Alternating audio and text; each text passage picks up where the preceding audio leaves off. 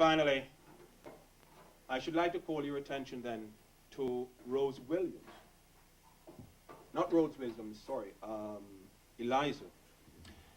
Now, Eliza is a woman who has the misfortune of falling into the hands of a slaver by the name of Theophilus Freeman.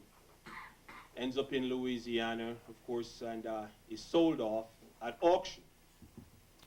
Now, Eliza has two children, Emily and Randall, and she does not want to be split up from her children. And so she pleads with Freeman to make sure that whomever would buy her would also buy Randall and Emily. Well, it turns out that the individual who bought Randall did not have the resources to buy Emily or Eliza. And so Eliza says to Freeman, well, don't sell Randall to him. Keep us together and sell us to one individual. Well, Freeman was not exactly delighted by that request. As Northup notes, Freeman turned around to her savagely with his whip, in his uplifted hand ordering her to stop her noise or he would flog her. Well, she went on with this, on, and then finally, simply let me now read you some sentences. A great many times she repeated her former promises. And what were these promises? That if the family would be kept intact, she would be, and these words are critical, the most faithful and obedient slave that ever walked the earth.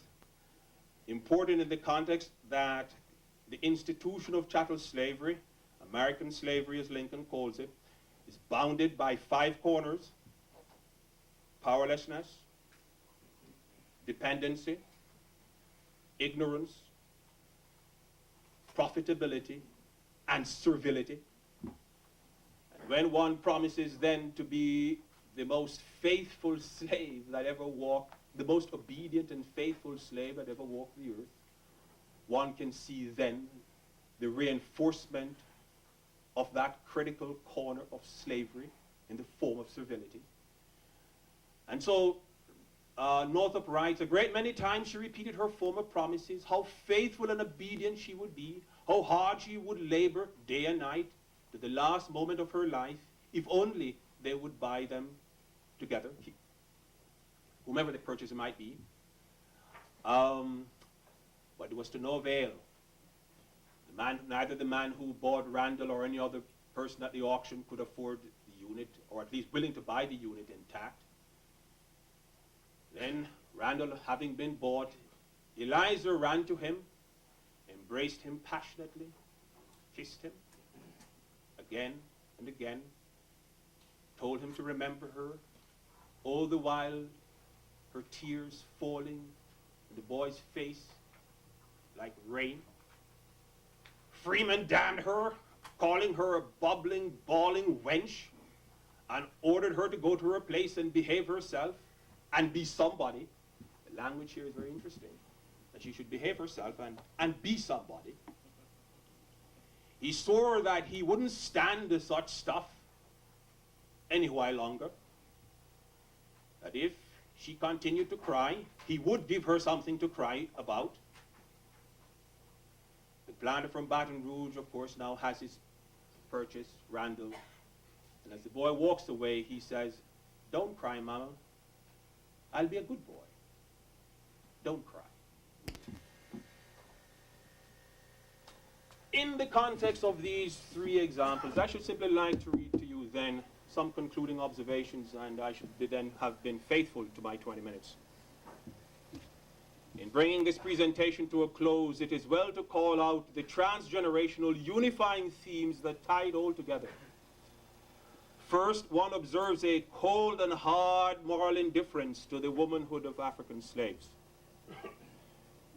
There were, as Chief Justice Roger Taney said in the Supreme Court's infamous Dred Scott decision of 1857, there were ordinary articles of merchandise and profit that could be bought and sold whenever a profit could be made. They were valuable as instruments. The critical term here is instruments. They were valuable as instruments of labor that sustained the profitability of slavery.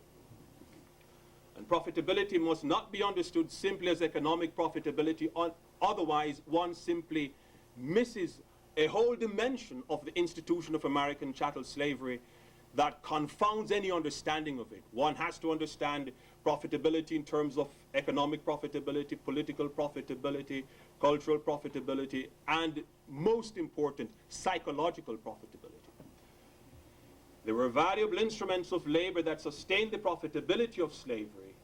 They were not valuable as persons whose beings were marked by an intrinsic dignity, worth, and creativity. Surely not the persons in the context of the breeding of Rose Williams.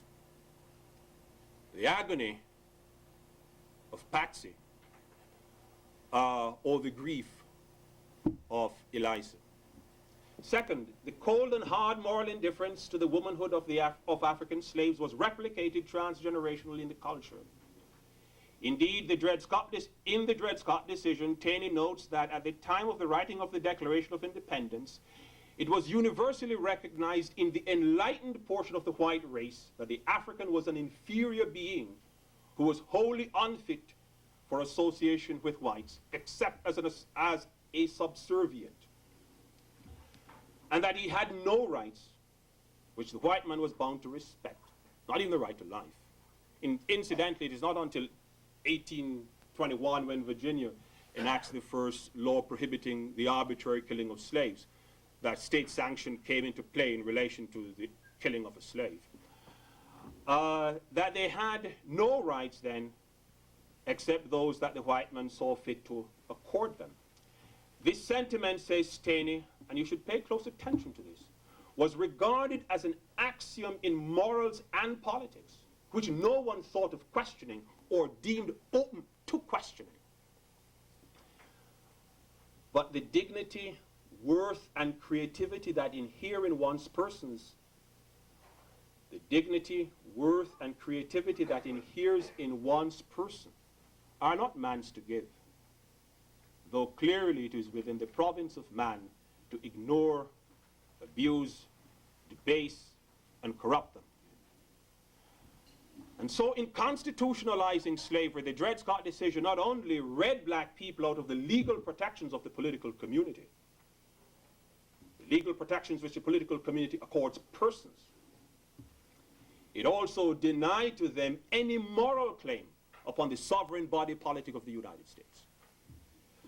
Third, the state, and I want to emphasize the term state, not individuals, not small groups, not small collectives, but the state, that is the society in its legal aspect. The state, through the confluence of its institutions, countenanced, condoned, and through acts of commission and omission, sanctioned for 11 1/2 generations, the brutalization of African slaves and their progeny. So, when one thinks of the shame of Rose Williams, and the agony of Patsy, and the grief of Eliza, one corollarily must think of the state. A legal and moral responsibility for slavery thus falls squarely upon the shoulders of the state. In 4 clauses of the original Constitution of 1787 is the institution of slavery sanctioned explicitly, though the word slavery is nowhere to be found.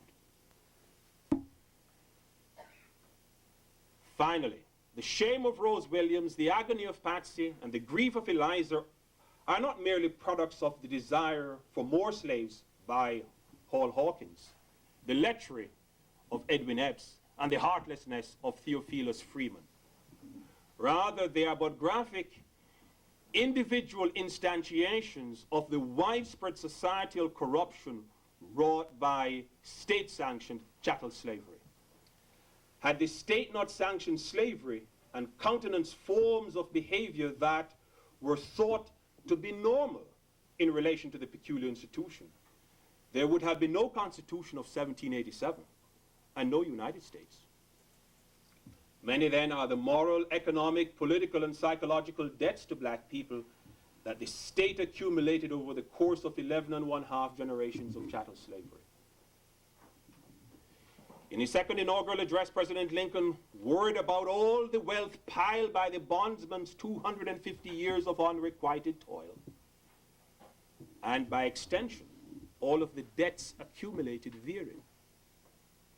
Lincoln recognized that the state had not remotely begun to repay the debts owed to the Africans and their progeny in the United States. 7 generations after Lincoln, have those debts been paid sufficiently that no apology need be made to Rose Williams, Patsy, and Eliza? The judgment is yours to make.